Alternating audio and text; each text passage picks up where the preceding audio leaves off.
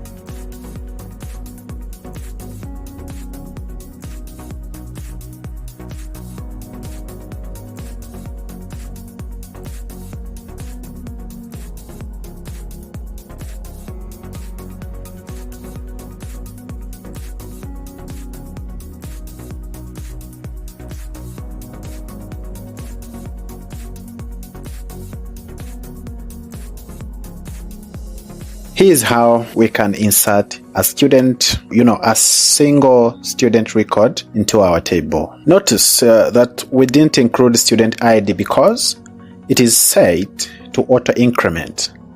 MySQL will find it automatically. Once you run this query, you should see a message saying one row affected. That means our record was added successfully. You can also insert multiple records at once using a single command. Here's how.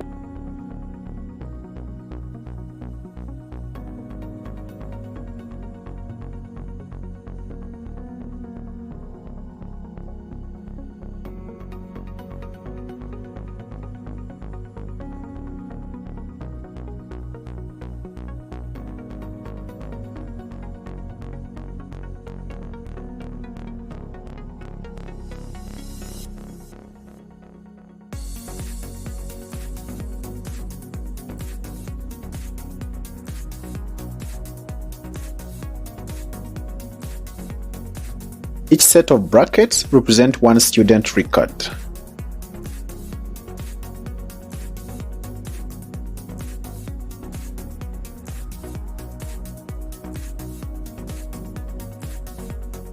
After running this, check your output. It should say 3 rows affected.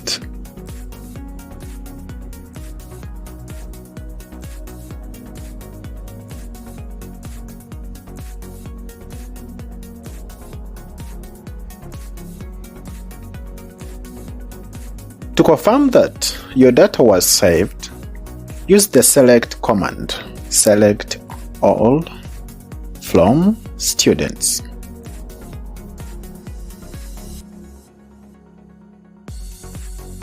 You'll see all the student records you just added with their IDs automatically assigned. This is the fun part. The database is officially storing our information. Great job!